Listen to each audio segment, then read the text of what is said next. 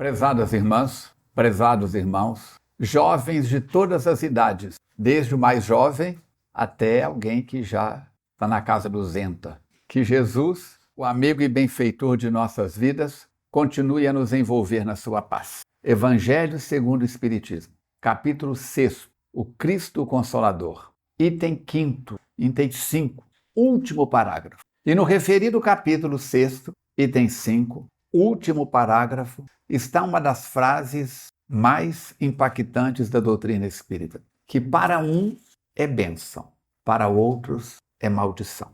Que frase será essa? Espíritas, amai-vos, eis o primeiro ensinamento. Algumas pessoas falam mandamento. Não existe mandamento em doutrina espírita. E amai-vos é o primeiro ensinamento. E instruí-vos, eis o segundo. Então, se pegamos na linha da evolução, estamos num destes degraus. Na ordem dos pedreiros, a maçonaria, existem 33 degraus. A pessoa iniciada entra o neófito, passa pela sala dos passos perdidos e, ao fim da iniciação, ele é aprendiz. Usa uma indumentária própria e ali permanece para aprender a andar nos caminhos da maçonaria, da ordem dos pedreiros. Depois de algum tempo, ele recebe a primeira graduação. E nessa primeira graduação ele passa para o grau de companheiro, muda a indumentária. Depois de algum tempo vai se capacitando, estudando a parte filosófica, aprendendo os valores e ensinam os ritos maçônicos que o maçom deve cavar masmorra aos vícios e erguer templos às virtudes. E depois ele passa para uma nova graduação e vai ao grau 3. E no grau 3 vira mestre maçom. Ser grau 3 ou grau 33 não faz diferença. Subir os outros degraus vai ser consequência não de tempo de casa, mas de esforço pessoal para conhecer os fundamentos e vivenciar os princípios. Na doutrina espírita nós não temos ritual nenhum, mas como somos do ramo judaico-cristão, seguimos os valores herdados pelo Velho Testamento. Eu não gosto do Velho Testamento. Vale a pena ler. Se tiver tempo, disponibilidade, fazer um curso bíblico, mesmo que seja por uma igreja protestante, já que no movimento espírita não existem cursos bíblicos, como caráter pessoal, para poder aprender sobre a primeira revelação.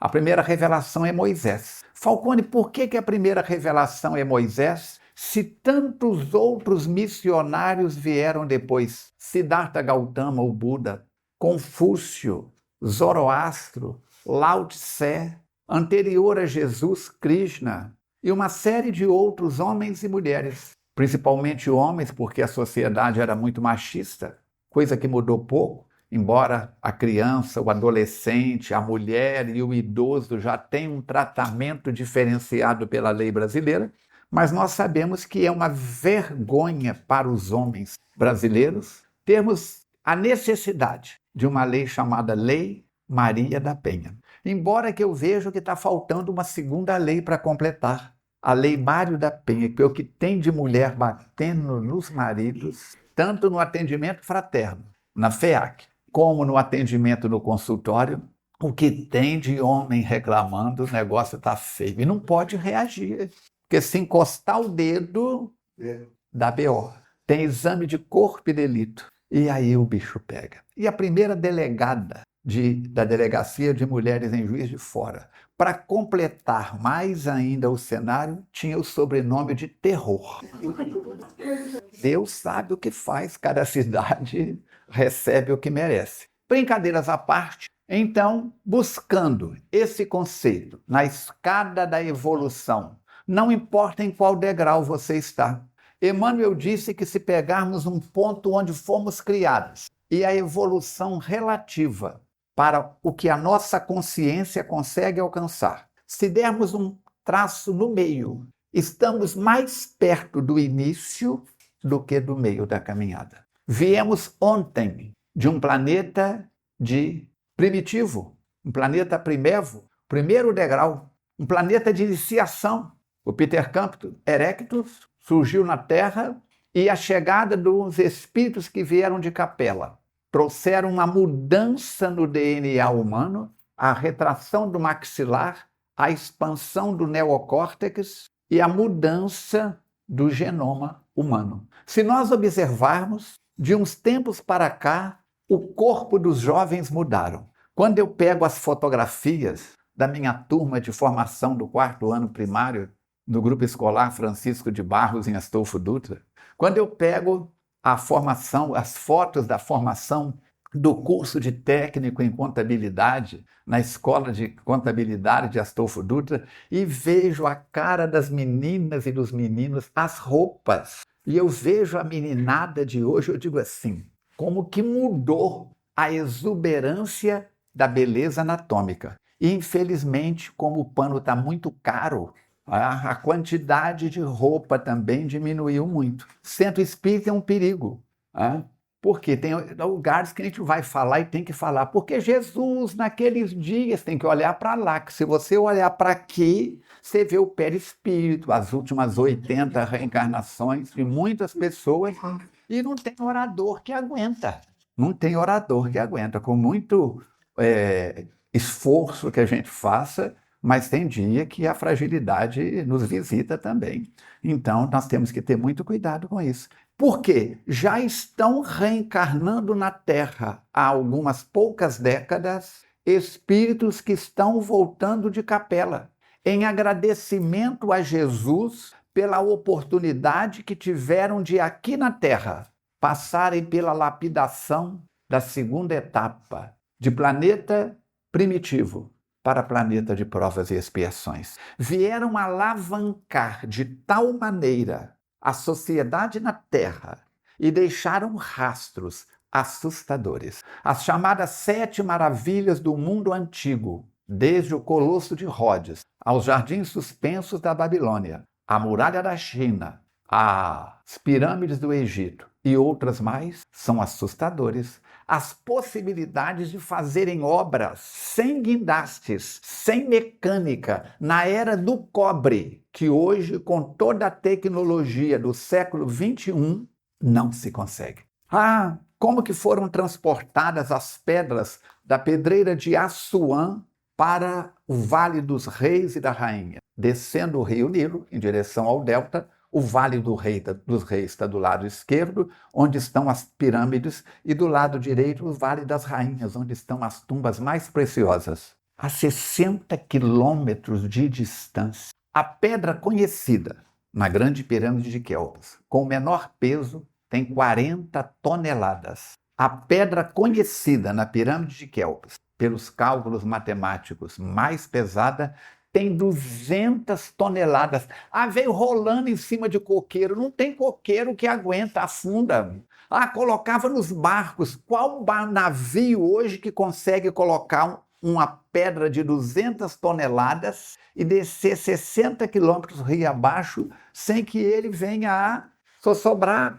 Agora, há uma nova teoria que haviam os mecanismos antigravitacionais. Perguntei uma vez a um espírito como é que foi feito. Ele disse, há uma teoria no plano espiritual, até onde eu consigo alcançar, que eram cápsulas colocadas nas pedras, alguém punha as mãos e movimentava. Eu digo, Harry Potter é dessa época.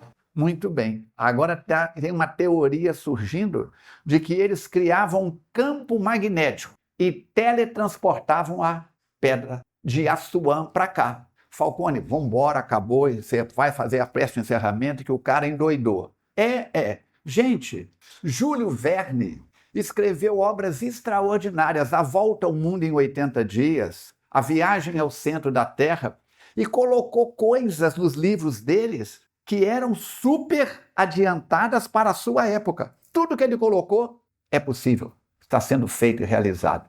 Mas Júlio Verne desencarna e termina a história toda. Um dia, na casa de Júlio Verne, o filho dele estava mexendo em algumas coisas e, de repente, ele esbarrou na parede. Quando ele esbarrou na parede, caiu o reboco e apareceu uma gaveta secreta.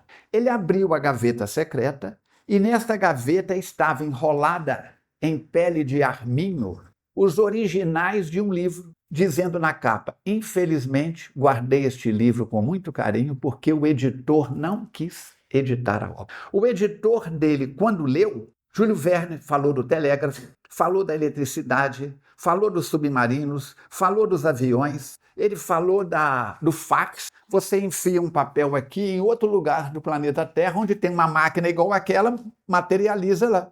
Mas ele colocou no último livro dele a história do fax. O editor disse: não posso editar isso. É maluquice demais. Esse eu não vou editar. E hoje, quem tem fax é coisa da pré-história. Se eu perguntar para o jovem cientista ali, vai falar: faz o quê?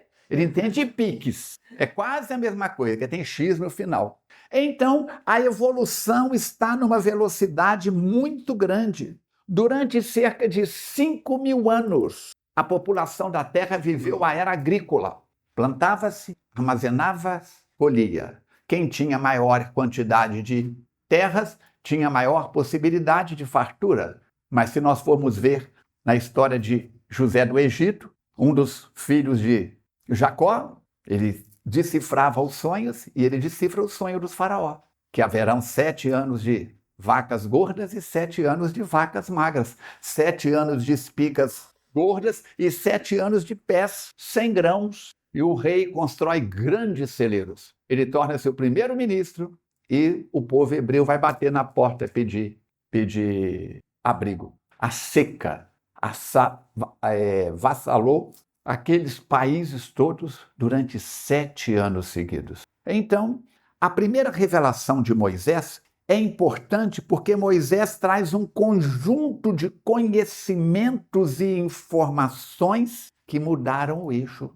intelectivo do mundo moderno. Mas, se as pirâmides do Egito causam esse estrondo todo, aqui no México, na Guatemala, na Amazônia agora descobriram 3 pirâmides enormes no meio da mata. E em vários outros pontos da Cordilheira dos Andes, pedras existem com cortes, com entalhes, arrastadas para Machu Picchu, no alto da montanha, que nem os mais modernos helicópteros conseguem movimentá-las. Quer dizer, quem fez estas obras, quem desenvolveu isso, voltou para a capela e agora está voltando em agradecimento a Jesus e se oferecendo como voluntário para alavancar o planeta Terra.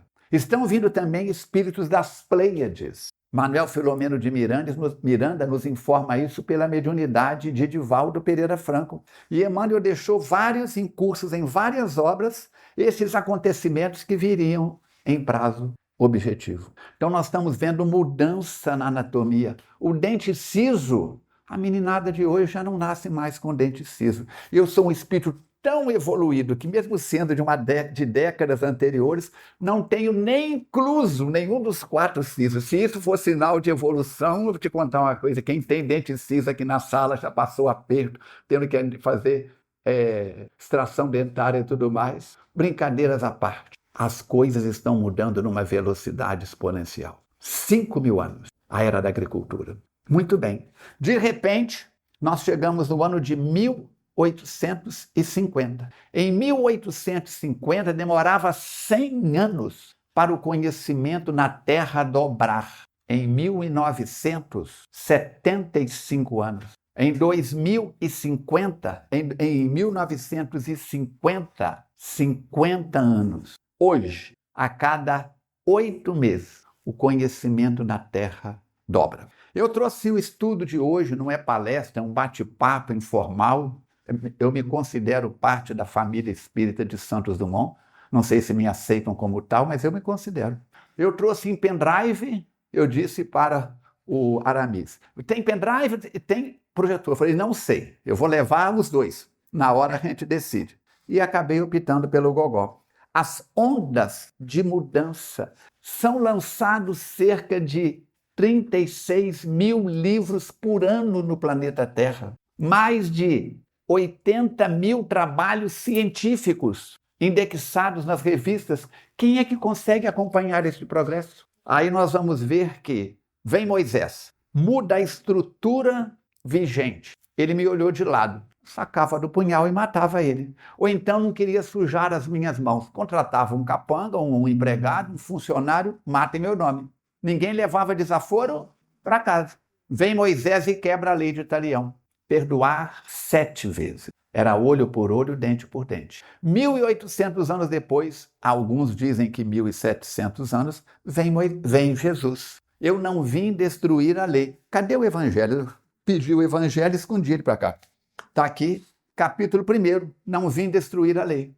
E coloca a ampliação. Se Moisés dissesse o que Jesus disse, eles picavam ele em pedacinhos. Tiveram vontade só dele falar que tinha que perdoar 7 vezes. Vem Jesus e diz, perdoar não 7 vezes, mas 70 vezes 7. Como o adultério era muito comum na contaminação que o povo hebreu recebeu, convivendo cerca de 400 anos escravo no Egito, o que acontece? Moisés coloca que a mulher flagrada em adultério deve ser apedrejada até a morte. Era a lei mosaica, porque Moisés tem os 10 mandamentos, mas tem a lei mosaica. Não comer a carne de animal de pé fendido que não seja ruminante. O boi tem o pé fendido, mas é ruminante. A cabra tem o pé fendido, mas é ruminante. Nós vamos ver que são leis higiênicas para a sobrevivência do povo. E aí tem Jesus diz, chegam eles,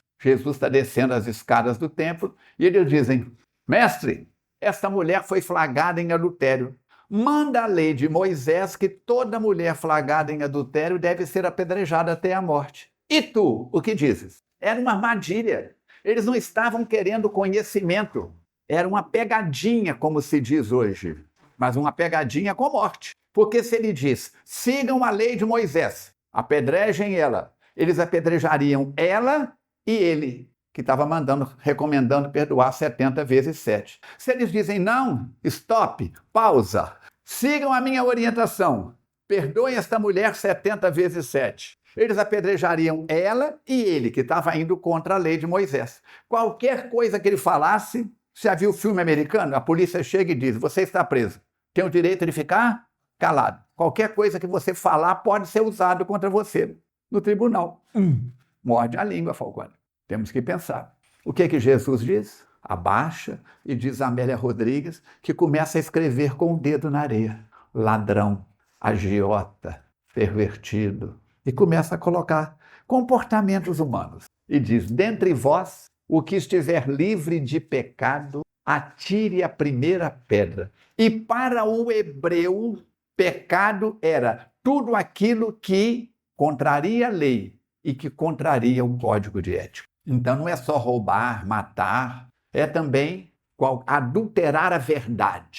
No Brasil, nos dias de hoje, a palavra adultério é muito relacionada a triângulo afetivo. Mas ali ele está falando adultério. Quando você fala uma mentira, você está adulterando a verdade. Moral da história, Jesus vem ampliar os conhecimentos humanos. Vem trazer informações que Moisés não pôde trazer. E que Moisés e todos os profetas que vieram na historiografia do Velho Testamento foram abrindo a cabeça lentamente do povo hebreu, que provavelmente todos nós aqui já passamos, de maneira direta ou indireta, pelos caminhos judaico-cristãos nesses últimos 3.800 anos. Mas ele diz, está em João, capítulo 14, versículo 21 a 26. Eu voltarei ao Pai, mas eu não vos deixarei órfãos. No futuro, eu vos enviarei o Paracleto, o Espírito Verdade, e ele vos lembrará tudo aquilo que eu hoje vos digo, e vos falará sobre coisas que não vos posso apresentar, porque não as podeis suportar. Este jovem está na escola. Você está em que ano na escola? 2º ano do fundamental. Aquele jovem lá está um pouquinho na sua frente, aquele barbudo ali atrás. Ó. Depois você conversa com ele, tá? Ele trabalha com física, com astrofísica, com cálculo matemático que nem Pitágoras daria conta. Muito bem. Se pega um exercício que ele decifra facilmente e passar para você, você consegue? Não. Porque você não tem recursos informativos para decifrar aquilo. Ele está no 2º ano, Não precisa de ir lá, não. Pega um exercício do 3º ano, do 4º ano, do 5º ano. É muita areia para o caminhãozinho dele. Por quê? Tem algum retardo mental, alguma limitação? Não. Ele está como uma flor desabrochando no campo da intelectualidade. E nesse aspecto, ele é aprendiz, o universitário é aprendiz e todos nós somos aprendizes. Meu avô veio da Itália, chegou no Brasil no princípio do século passado, em plena gripe espanhola.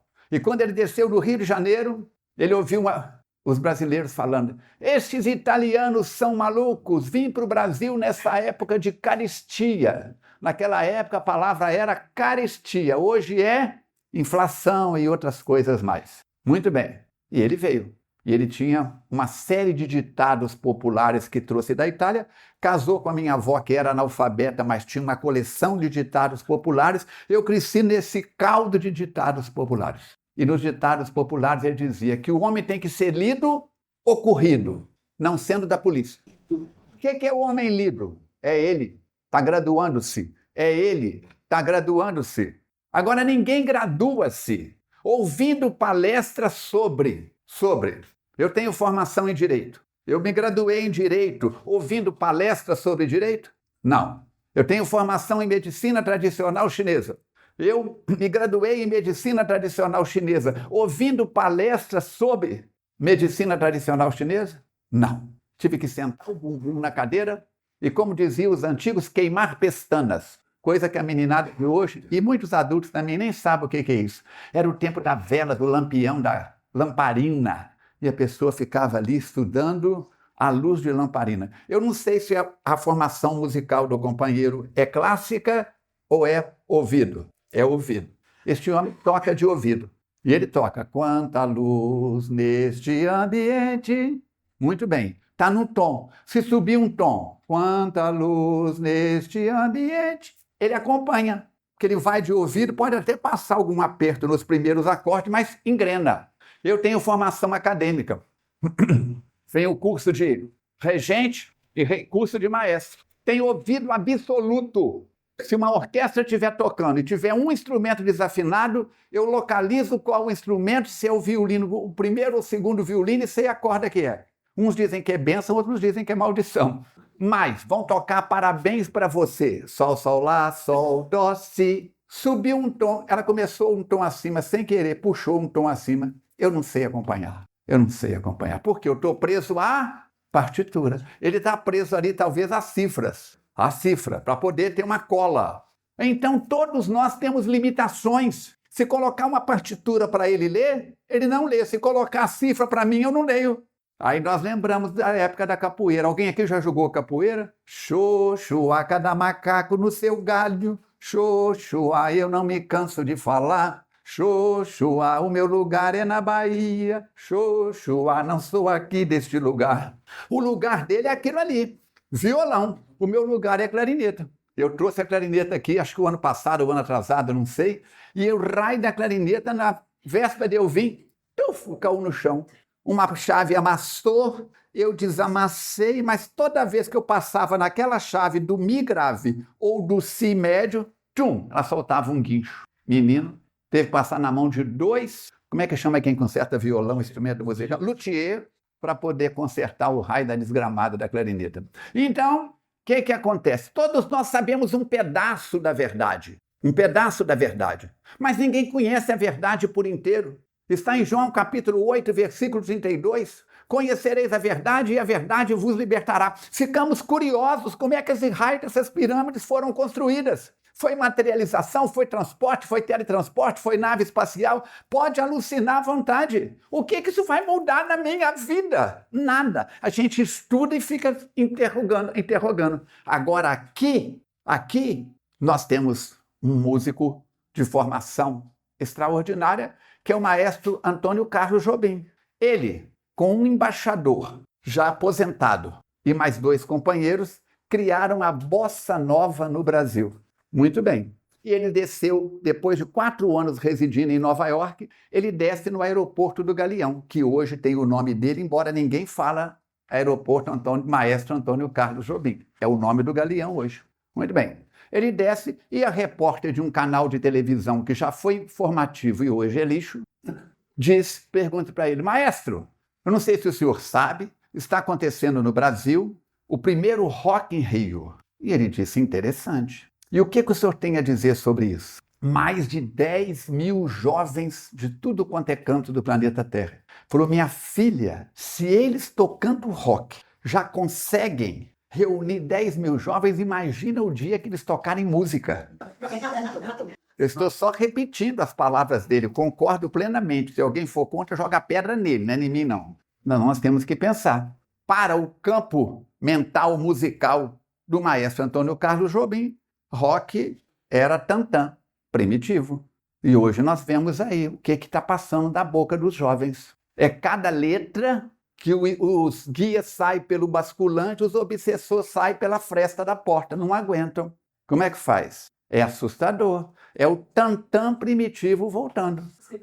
Sem melodia, sem ritmo, sem harmonia. Porque música é um tamborete de 3 pés. Nós temos que pensar nisso. Nós conseguimos mudar isso? Não. Mas podemos mudar a nós mesmos. Se eu me meter a besta de querer estudar violão, até eu chegar na sensibilidade deste homem, na sensibilidade do Marquinhos e de outros violonistas, eu vou ter que comer muito angu. Mas, em compensação, se ele não for clarinetista e cismar de aprender clarineta, quando Deus inventou a clarineta, ele não estava regulando bem na parede, da cabeça. Gente do céu, aquilo, cada botão que você aperta, muda tudo. É um instrumento de sopro com a escala mais longa, maior escala que tem na pauta musical. Maior do que ela, só o piano, mas de sopro é a escala maior que tem. Colocou o dedo atrás, apertou a chave de trás da clarineta, muda a estrutura todinha do instrumento. Até ele chegar no nível de clarineta que eu toco, até eu chegar no nível de... É impossível? Não. Mas ele vai ter que parar um monte de coisas na vida dele que são mais importantes do que aprender clarineta. Eu vou ter que aprender um monte de coisas, parar um monte de coisas na minha vida para poder aprender o que ele sabe. Então somos todos aprendizes. E Allan Kardec vai colocar que merece ser chamado de espírita aquele que é hoje melhor do que foi ontem. Você não está competindo comigo, querida irmã. Eu não estou competindo com você. Ele não está competindo comigo. Eu não estou competindo com ele. Eu estou competindo com o homem velho que ainda carrego na minha cacunda. Mas cuidado que isso é machismo, Falcone. Porque está no Livro dos Espíritos e pergunta a Allan Kardec: o espírito que hoje habita um corpo de anatomia masculina pode, numa próxima encarnação, habitar um corpo de anatomia feminina? Sim, e vice-versa. Kardec tem hora que ele passa dos limites. Ele continua fazendo pergunta, porque ele vai igual o médico, que faz o primeiro corte, atinge a camada e vai até chegar na área, no campo cirúrgico, que ele quer tirar o tumor ou não. E ele continua perguntando e faz uma pergunta que não era para estar no Livro dos Espíritos, segundo o meu sábio ponto de vista. O que faz o espírito optar pela anatomia masculina ou feminina? Até aí dá para ir. A natureza da missão. Eu falo, se veio para rachar lenha, é melhor um corpo masculino. Mas se veio para algo mais delicado, é melhor um corpo feminino. Ok. E ele colocou mais uma. Qual missão que é mais importante? A do homem ou da mulher? Essa pergunta não era, ele tinha que ter guardado na gaveta dele. Qual missão? Qual missão que é mais importante? Você, jovem. A do homem ou da mulher? Agora eu te coloquei, ele está entre o pai e a mãe. Qualquer caminho, você tem o direito de ficar calado. Qualquer coisa que você falar, vai chegar em casa e o pau comeu. Na sua opinião, de 2º ano do estudo fundamental, qual missão que é mais importante? A do homem ou da mulher? Chuta uma, chuta. Da mulher. Por quê? Vocês lembram? A missão mais importante é da mulher. Quem lembra por quê? Porque os espíritos explicam o porquê. Porque cabe a ela a tarefa de educar o homem marido, o homem filho. Eu digo nas minhas falas que quando o casal sai da frente do juiz de paz, de mãos dadas ou de braço dado, o homem sai com a esposa a tiracolo e a mulher sai com o filho adotivo a tiracolo. Mal educado pela sogra, que começa a ver na nora uma competição. E ficam as duas brigando por causa daquela mochiba. Mas, o que nós vamos fazer? Um dia eu cheguei na FEAC e escrevi no quadro: Por que as mulheres são seres iluminados? E o pessoal foi chegando, foi chegando, foi chegando. A Cátia ainda estava encarnada, isso tem uns 30 anos. Aí cada um chegava, falava uma coisa, escrevi com letra grande, letra grossa. Por que as mulheres são seres iluminados? Chegou a hora, a Cátia estava lá embaixo nas tarefas dela, quando ela subiu, que ela entrou no corredor principal e leu Por que as mulheres são seres... Ah lá, Cátia, o Falcone está valorizando a gente. Ela falou, pode saber que tem uma mutreta nisso, tem uma pegadinha nisso. E eu levantei e fiz a palestra da evolução, não sei o quê, aquela história toda, e aí cheguei nesse pedaço do Livro dos Espíritos, onde ele pergunta do casamento, se o casamento fosse abolido, seria a volta ao estado animal, seria uma regressão na evolução do ser humano, tudo mais. E aí eu disse, gente, por que as mulheres são seres iluminados? Só as mulheres que respondem. Ah, porque mãe? Ah, porque mãe é isso? Ah, por aquilo. E deram 1000 opiniões. Eu falei, todo mundo tem razão. Agora a boquinha fechada. Homens, por que as mulheres são seres iluminados? Ah, por isso, por aquilo. Eu falei, todas as respostas estão certas e estão erradas. Pergunta para mim agora, Falcone, por que as mulheres são seres iluminados? E um lá levantou e perguntou. E eu disse, porque convivem com os homens, que somos seres de luz.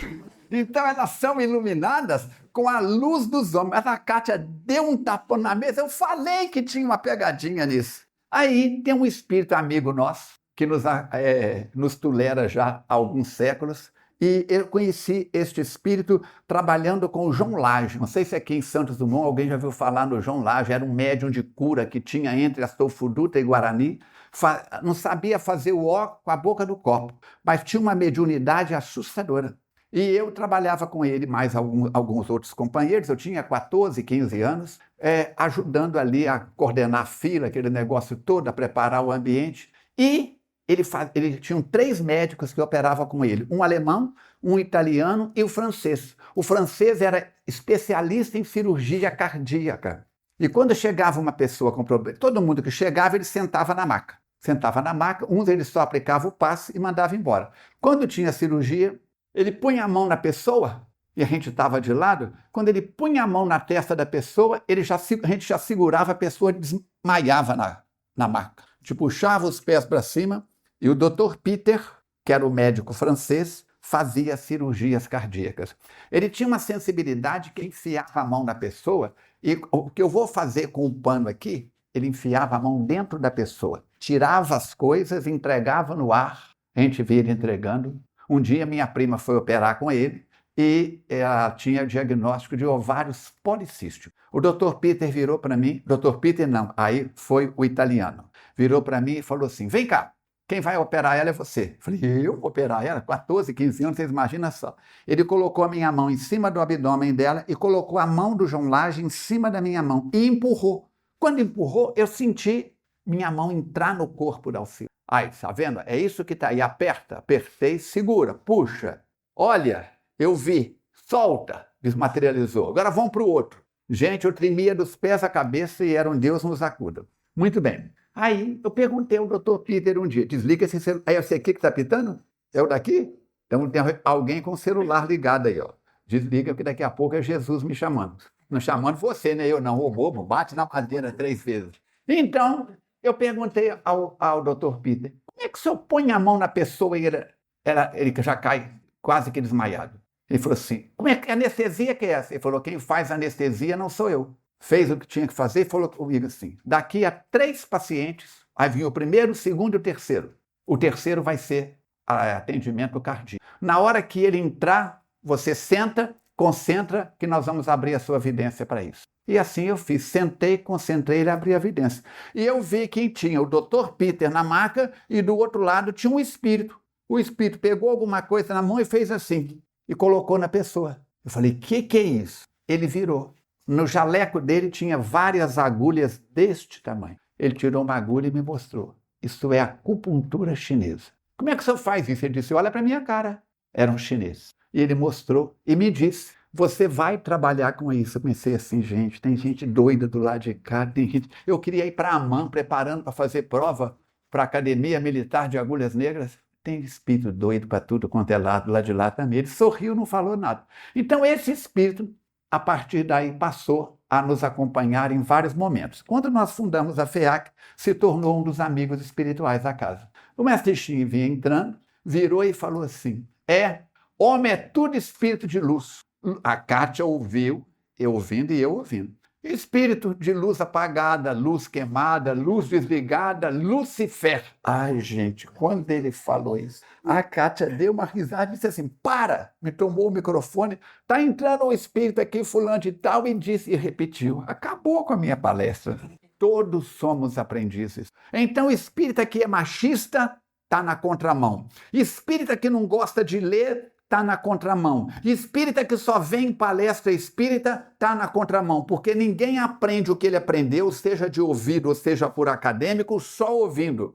E voltando à música, tem um tal de Djavan que não sabe o nome das 7 notas musicais. E o homem inventou uma série de acordes, você sabe disso? Ele inventou a 7ª e agora inventou a 9ª. E está com Parkinson. Imagina se deixasse, ele inventava a 11ª.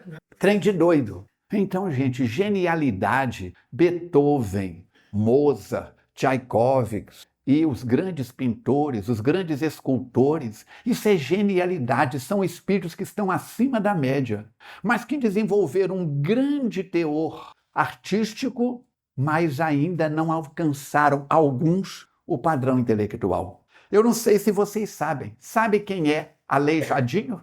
Reencarnação de quem? De um dos maiores escultores da velha Grécia.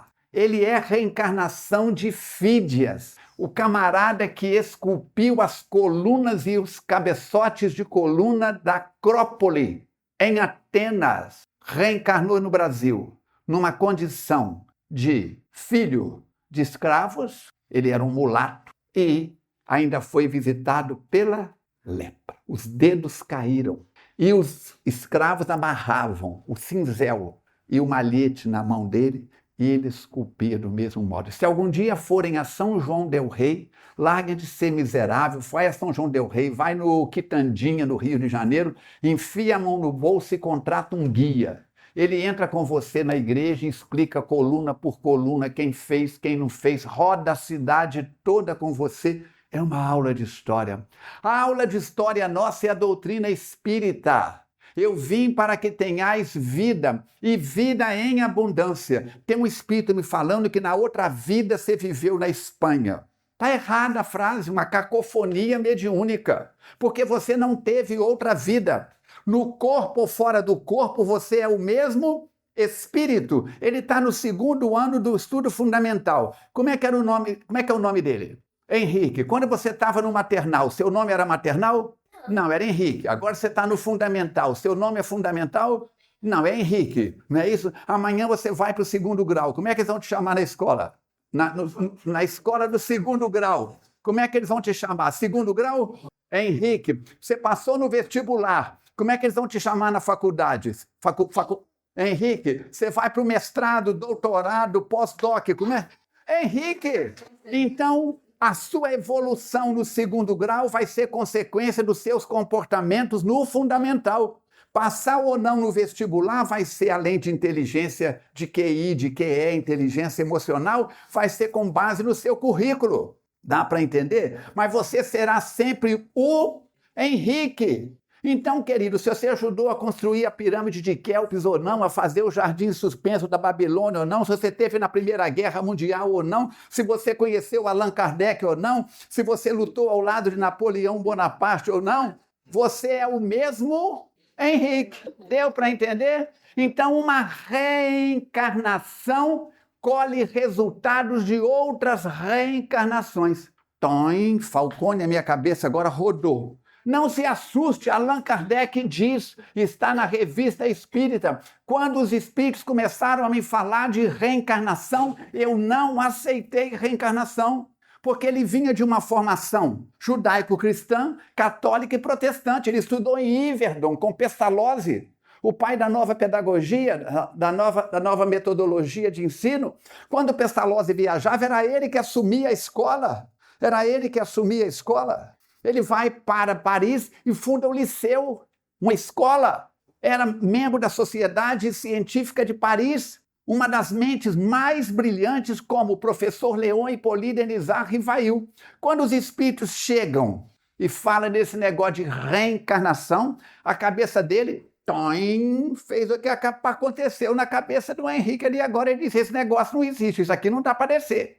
Não desceu nem quadrado, que dirá redondo. Mas eles foram mostrando fatos. A lei natural é fato. Quer ver? Vamos fazer um teatro? Eu vou te fazer uma pergunta, eu quero que você guarde o que você sabe. E responda conforme combinado. Todo mundo está vendo que é combinado, ninguém vai te mandar para Babacena, tá bom? Você vai responder não. Como é que é o seu nome? Alain, você acredita na lei da gravidade? Faz diferença? A lei da gravidade é um fato. Não importa se o senhor acredita ou não. O senhor está sofrendo a ação da lei da gravidade. A doutrina espírita vem nos mostrar à luz da razão, ciência, filosofia e religião.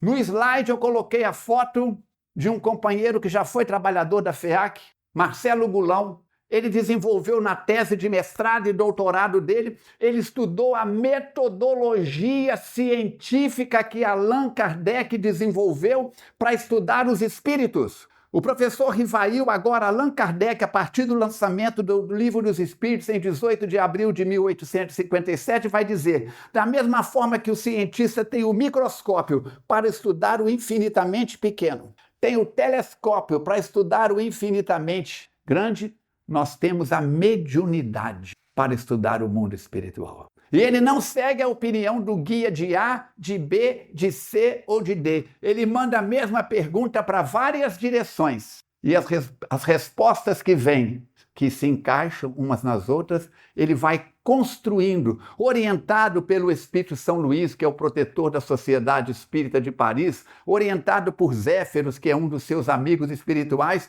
e orientado, acima de tudo, por Jesus. E alguém pergunta, quem é Jesus? Capítulo 6, onde eu tirei o estudo da noite de hoje, Espiritismo estudar todo dia. Outrora, como eu vos falava às tribos de Israel, eis que retorno para trazer-vos a mensagem viva de Deus amor. Deus não é mais o Deus do Velho Testamento, que mata os filisteus para que os hebreus possam erguer. Aquele é o Jeová, é a interpretação do Deus guerreiro de uma época belicosa do povo de Israel, e nós vemos nos dias atuais, drones para lá, drones para cá, aviões tripulados, não tripulados, mísseis, Israel vivendo mais uma vez o desafio da convivência com a belicosidade. A belicosidade que você traz dentro de você, a belicosidade que eu trago dentro de mim. Quando Saddam Hussein desencadeou aqueles comportamentos que levaram à guerra do Iraque, e os americanos tinham um depósito de armas vencendo, porque arma, munição também vence, e precisavam de descarregar aquilo, e disseram que Saddam Hussein tinha armas biológicas. E começa toda aquela cena trágica da tempestade no deserto, que foi o nome da guerra. Até as pulgas dos 5 cadelinhas pincher, desse tamanhozinho que eu tenho lá em casa, sabia que Saddam Hussein não tinha armas biológicas. Mas eles criaram toda uma estrutura de conduzir o pensamento da humanidade. E aqueles que morderam a isca, como os nossos políticos mal orientados fazem nos dias de hoje, e aqueles que são bem orientados mal conseguem segurar as pontas para a coisa não ficar mais complexa. Como na sua família, tem aquelas pessoas que só empurram para frente e tem aqueles que só puxam para trás. Como dentro de você. Um dia eu fiz isso, tomei um choque. Como você tem dia que é a favor, mas tem dia que é contra. Mas ontem você era a favor, por que hoje você está contra? Porque eu tenho o direito de mudar de opinião, você não tem nada com isso. É o homem velho falando dentro de nós. Espiritismo é para estudar todo dia. É no grupo de estudos que nós vamos formar caracteres de informação e de capacitação. Porque aqui agora, se de repente a companheira ali levantar a mão e disser, eu tenho uma pergunta, no final, se a metodologia da casa permitir. O grupo de estudos você pode perguntar, concordar, discordar, sou a favor, sou contra, explica melhor. É no grupo de estudos que a sua mente abre. Aqui é informação. Estou falando sobre a importância de estudar, mas estudar vai ser no grupo de estudos. Mateus Fernandes Fraga, um dos benfeitores da casa, chega a dizer que se você estiver enfrentando desafios na sua vida, por estudo, por trabalho ou outros compromissos sérios, e tiver que optar entre participar de um grupo de estudos ou de uma reunião pública, largue a reunião pública e venha no grupo de estudos. O ideal é frequentarmos pelo menos uma vez por semana um grupo de estudos e uma reunião pública. Abrirmos os horizontes da nossa mente. Lembrar que ninguém é dono da verdade. Eu conheço mais sobre clarineta do que sobre violão. Ele conhece mais sobre violão do que clarineta. Nós dois, se treinarmos, se ensaiarmos, podemos dar um show musical. Podemos fazer um concerto com C. Ou podemos fazer um concerto com S. Concertar, consertar. E o pessoal não aguentar ficar nem até o meio da apresentação. Então, como anda a sua vida, Falcone? Cada um pergunte a si mesmo. André Luiz entra no tratamento na colônia Nosso Lar. Pergunta para o Clarencio, quanto tempo eu fiquei naquela região? Ele disse, pelo calendário da Terra, 8 anos. Por que o senhor demorou 8 anos a me tirar de lá? Porque o Clarencio disse que havia tirado ele de lá a pedido da mãe do André Luiz, que estava numa colônia acima de Nosso Lar. Ele devia uma série de favores para ela. Por que o senhor demorou 8 anos, já que mamãe pediu para o senhor me tirar de lá? Conversa do Falcone. Intimidade com o André Luiz. Muito bem. Clarencio vira para o André Luiz e diz, nestes 8 anos, eu te visitei todos os... E aquele parente que está doente, a gente diz, não há... Aquela mãe que te deu, aumentou o leite, te deu atenção, te fez de tudo, colocar numa casa da terceira idade, que eu não aguento em casa. Não tenho nada contra quem faz isso, os tempos mudaram. Há situações e situações. Não estou criando regras, mas o quanto possível. Temos que pensar, meus amigos, o que nós estamos fazendo da família? O que nós estamos fazendo da estrutura do lar? A televisão trouxe uma série de benefícios, mas afastou as pessoas, porque ele gosta de assistir futebol, ela gosta de assistir jogo. Ele tem uma televisão numa sala, o outro tem a televisão no quarto, na cozinha, e de repente, quem tinha recurso, cada quarto tinha uma televisão. Vieram os computadores, e agora todo mundo no pager. Cuidado com o Hezbollah, mataram todo mundo com os pager lá. Então, vieram os celulares. E hoje, eu digo, quantos seguidores você tem no seu YouTube? Tenho 5 mil, Falcone. Só 5 mil? Eu tenho 50. Quantos você tem no Insta? Agora não é nem no Instagram, já reduz. No Insta. Aí eu tenho 12 mil e eu tenho 80. E converso o dia inteiro com quem eu não conheço e não dou bom dia para papai e mamãe. E estou de mal com meu irmão. Acabou com o diálogo na família. Você chega num restaurante, tem 4 pessoas em volta da mesa, pai, mãe e 2 filhos, cada um com celular na mão. Tem restaurante que não tem mais cardápio impresso. Você tem que pegar aqui, QR Code, vá pro raio que os parta de cabeça para baixo do primeiro ao quinto. Meu celular está quebrado. Não tem celular. Alice, eu tenho meu... Cala a boca, guarda isso aí. Temos que pensar. Isso aqui é igual aquela máquina que joga água no jardim, já viu? Finca um ferro e põe um negócio. E tchau, tchau, tchau, tchau. Aspersor de água. Você viu como é que faz? Ele água tudo que está longe, mas em volta dele fica um espaço seco. Quando Jesus diz amar a Deus sobre todas as coisas e ao próximo como a si mesmo, quem é o próximo mais próximo? É aqueles que fazem parte da nossa família. No capítulo 3 nós vamos ver as famílias materiais, sanguíneas e as famílias espirituais. Musicalmente nós somos da mesma família. Sanguineamente não temos nada a ver com a nossa árvore genealógica. Meus irmãos, século 21, 25ª Feira do Livro Espírita, 25. Eu estava perguntando ao Marquinhos, eu falei em todas. Falou, vou ter que conferir, mas na maioria você falou. Vocês estão ganhando hoje um bônus hora de me aguentar aqui falando esse monte de coisas. Mas a nossa intenção de sair de Juiz de Fora e vir para cá não é para querer aplauso, não é para querer parabéns, não, é para lembrar, porque Mateus Fraga me diz sempre, cuidado com o que você fala, porque você está falando para o par de ouvidos mais perto da sua boca. E André Luiz fica escandalizado quando o doutor Henrique de Luna vira para Clarence fala, é uma pena que o nosso irmão tenha voltado para o mundo espiritual pelos caminhos do suicídio. Eu não suicidei. Ele disse, eu não fui médico na Terra? Fui, sim, senhor. Como é que, sendo médico, se permitiu e começa a falar comportamentos do André Luiz que levaram à obstrução intestinal e a todas as alterações pela sífilis, pelo álcool e por outros comportamentos que não nos cabem aqui apontar. Todos nós estamos com o pescoço na guilhotina da nossa consciência. No mundo espiritual não vai ter ninguém dizendo assim, como é que é seu nome todo, menina? Isso é nome de rainha. Débora Cristina, nomes de Oliveira. Tô vendo aqui, ó. Você foi no Centro Espírita 425 vezes, tomou 3.642 passes, 4.552 litros de água fluidificada, mas você batia no seu marido, puxava a orelha do seu filho, não combinava com a sua sogra, xingava a vizinha. Umbral. Não é assim, queridos. Cada um de nós vamos acordar no além, no céu ou no inferno que criamos, alimentamos e sustentamos na terra. Eu tenho uma notícia brava para vocês. Quando nós estávamos entrando na cidade, o Alex disse assim, você que vai dirigindo, que ele trabalha com Uber, com entrega de mercadoria o dia inteiro, não aguento mais dirigir. Então, tive que vir dirigindo. Muito bem. Uma senhora deu sinal com a mão, e eu parei, que ela entrou na frente do carro, vestida, um vestido longo, daquela cor básica, pretinho básico, nunca sai da moda. Um livro numa mão, uma foice na outra, e disse, é Falcone, né? Falei, não, Falcone é ele. Apontei para o Alex, não, Falcone é ele. Falei, eu sei que é o seu Falcone, lá do motorista. Você está indo lá para o Celuz, né? Como é que é? Celuz. Falei, tô sim, senhora. Diga para aquele povo lá que vai te ouvir aqui, o nome de todos eles está no meu livro. Quem é a senhora? Sou sua irmã desencarnação.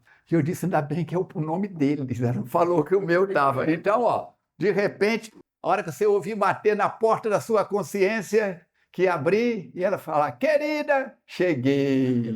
É a irmã desencarnação. Ninguém sabe quando vamos desencarnar. Pode ser aqui agora, se nesse momento começar uma síncope cardíaca, 6 segundos eu estou no chão. Aproveite, faça as pazes. Não é o Falcone que está falando, é Jesus que está falando. Reconcilia com teu adversário enquanto está com ele a caminho. Estuda pelo menos 30 minutos por dia de Allan Kardec, larga o TikTok, para com aquele negócio daquele pezinho para lá e para cá, que você não vai conseguir dançar igual aquele povo de jeito nenhum. Para de ver pornografia. 55% em média das visualizações no Brasil, pornografia. Ficar vendo coisa que não deve. Aí chega na hora da reunião mediúnica, você começa a ver coisa que não deve, porque é o lixo. Fala a boca daquilo que o coração está cheio. Limpa a mente. E eu tenho uma segunda notícia brava. Você vai ter que conviver com você pela eternidade. Então, querida, você não é da ordem dos pedreiros, mas começa a cavar masmorras aos vícios, a erguer templos a virtudes. Procura ser hoje melhor do que você foi ontem. Quando eu aponto um dedo para você, 3 apontam. E a minha avó dizia que ainda tem um de testemunho. Não é nem testemunha, é testemunho. Vamos abrir a nossa cabeça, parar de brincar de doutrina espírita. Pararmos de brincar de doutrina espírita. 5 centros espíritas em Santos Dumont. 5 centros espíritas. Eu não gosto de fulano, vai lá no centro de Beltrana. Eu não gosto de Beltrana, vai no centro de... Eu não gosto de ninguém, faça as pazes consigo, procura um psiquiatra, meu filho. Só Jesus não dá conta de você, não. Vamos parar de apedrejar. Para de falar mal do Careca de Brasília. Ore por ele, porque cada documento que ele assina mexe com a sua vida. Se você é de origem árabe, para de brigar com Israel. Se você é de origem hebraica, para de brigar com o Hezbollah. Vamos fazer prece, orarmos. O ditado antigo diz que chumbo trocado dói. Mateus Fraga me diz, meu filho, chumbo trocado não dói, diz o ditado popular. Eu falo mal dele, ele fala mal de mim. Eu jogo pedra nela, ela joga pedra em mim. Chumbo trocado não dói. Mateus Fraga me diz, meu filho, chumbo trocado dói. Você já teve espingarda de chumbinho? Quando você dava tiro nos outros, doía. Quando você recebia tiro de chumbinho, doía. Chumbo trocado, dói. Oração trocada, consta. Vamos orar mais uns pelos outros. Vamos fazer dessas 5 casas espíritas de Santos Dumont 5 pontos de luz. Vamos orar pelos trabalhadores. Se seu Moisés não tivesse dado o nome, não tivesse dado a vida dele no papel que ele desenvolveu no movimento espírita de Santos Dumont, as feiras do livro espírita não teriam o nome dele. Não vamos trabalhar para ter o nosso nome valorizado amanhã. Vamos trabalhar para que quando chegarmos no mundo espiritual possamos dizer, valeu a pena. Mais uma reencarnação como Henri. Mais uma reencarnação. Vou quebrar esse negócio. Mais uma reencarnação como Falcone. Mais uma reencarnação como. Faça as pazes com você. Desejamos que essa semana seja de luz para todos aqueles que dela participem. Que possamos fazer da nossa vida uma vida de sementeira, uma eira, onde a semente do Evangelho possa brotar na terra boa do nosso sentimento, da nossa mente, do nosso coração, para que possamos servir com a prece, com a oração, buscando o carinho, a leveza do arminho, buscando cada dia vencermos a nós mesmos. Estudar Kardec para conhecermos Jesus, para conhecermos-nos melhores, para tornarmos mais irmãos, para tolerarmos as nossas imperfeições. Dia 14 de julho, eu recebi uma ficha de 50 anos membro de uma irmandade. E nessa irmandade nós chamamos Deus de poder e dizemos, concedei-nos, Senhor, a serenidade necessária para aceitar as coisas que ainda não podemos modificar. Coragem para modificar aquelas que já podemos e sabedoria para distinguir uma das outras. Então que o grande arquiteto do universo, que o poder supremo, que esse Deus que é amor, conforme está em João capítulo 4, versículo 8, visite-nos, mas que possamos abrir as portas do nosso coração, da nossa mente, do nosso sentimento, estudando-nos, estudando a doutrina espírita e vivendo da melhor maneira possível. Você merece, Jesus agradece pela presença, pelas vibrações, pelo carinho de Santos Dumont. Muito obrigado, um abraço fraternal e carinhoso. Que assim seja.